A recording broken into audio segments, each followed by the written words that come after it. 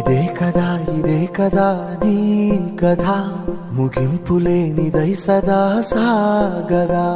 ఇదే కదా నీ కథ ముగింపులేనిదై సదా సాగదా.